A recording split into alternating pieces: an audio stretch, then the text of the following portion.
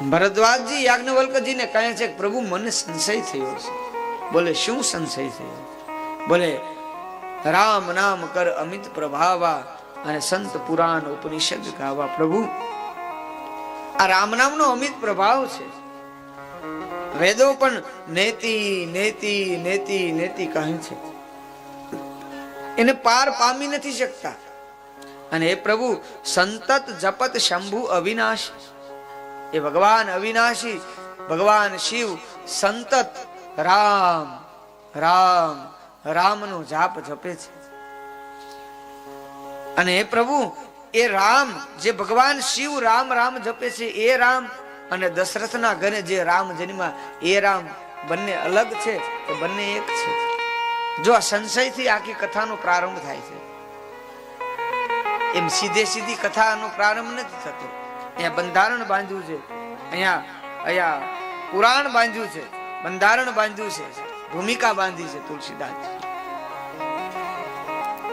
ભરદ્વાજજીએ કહ્યું કે પ્રભુ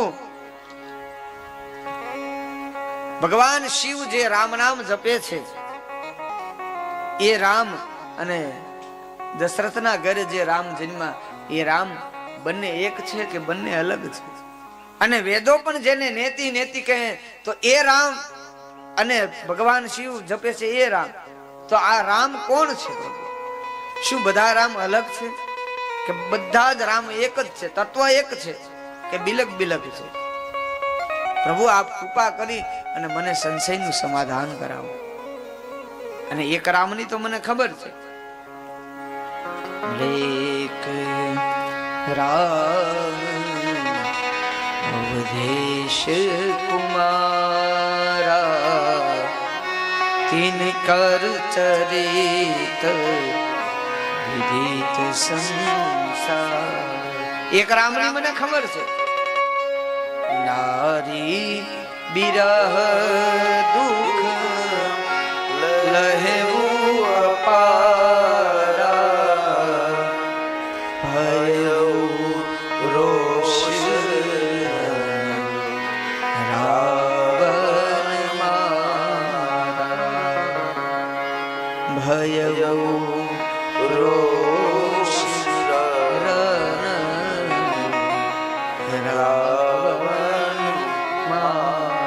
પ્રભુ એક રામની તો મને ખબર છે.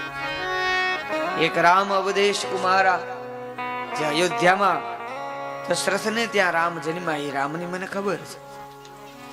એનાથી જ આખો આ સંસાર વિદિત છે. સંસાર એનાથી જ ચાલે છે પ્રભુ.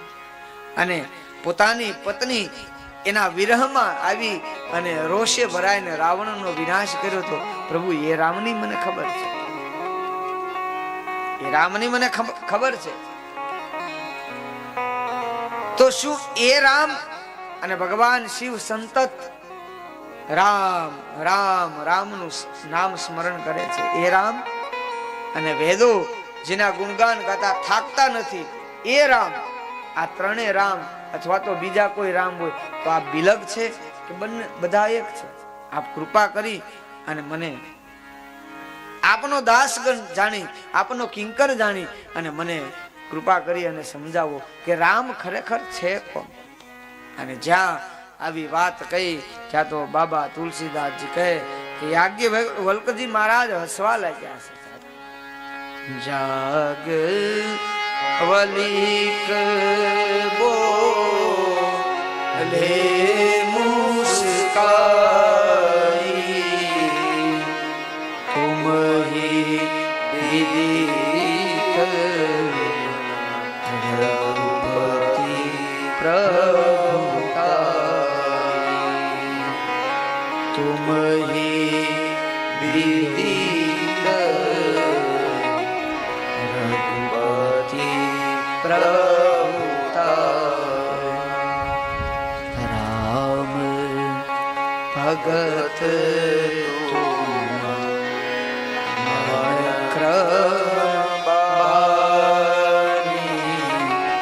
चतुराई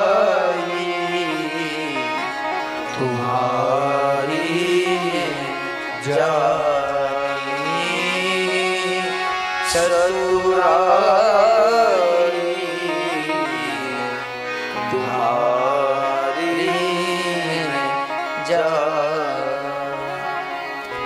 યાજ્ઞવલ્કજી મહારાજ હસવા લાગ્યા છે. હસતા હસતા કહે છે, ભરદ્વાજજી મહારાજ, મને ખ્યાલ છે તમે અને રામને ન ઓળખો એ વાત અશક્ય છે. તમે રામને ન ઓળખો? તમે તો હે ભરદ્વાજજી મહારાજ, તિનહી રામ પદ અતિ અનુરાગા. ટ્રબલ આવે બરોબર જ હતું, હતું એમનું રહેવા દીધું, કઈ ફેરફાર નહીં કર્યો, બરોબર જ હતું. ભરદ્વાજજી મહારાજ, હજી ટ્રબલ આવે છે, ટ્રબલ પેલા હતું એવું કરી નાખો. શ્રી રામ જય રામ જય જય રામ. ભરદ્વાજજી મહારાજ, તમે તો તિનહી રામ પદ અતિ અનુરાગા, તમને તો રામના પદ ઉપર અતિ અનુરાગ છે. અને તમે કહો છો કે રામને હું ઓળખતો નથી, રામને હું જાણતો નથી. રામ કોણ છે આવું તમે કહો છો? નહીં, તમારા આશ્રમે તો ભગવાન સ્વયં સામે ચાલીને આવ્યા હતા. અને મને ખબર છે તમારે આમ આડી અવળી વાત કરી અને મૂળમાં તો તમારે રામકથા જ સાંભળવી છે ને. તમારે મૂળમાં તો રામકથા જ સાંભળવી છે ને.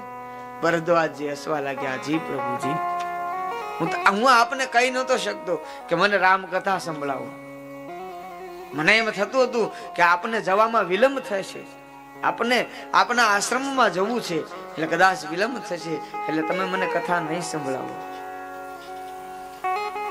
એટલે મેં આમ આમ ગોળ ગોળ વાત ફેરવી અને તમને મેં પ્રશ્ન પૂછ્યો છે. અને ત્યારે યાજ્ઞવલ્કજી મહારાજે કીધું કે ભરદ્વાજજી મહારાજ, રામ ભગત તુમ મન ક્રમ બાન. તમે તો રામના ભક્ત છો, મન ક્રમ વચનથી રામના ભક્ત છો. અને છતાંય મારી વાણી પવિત્ર થાય એ હેતુથી હું તમને રામ કથા કહેવા જઈ રહ્યો છું.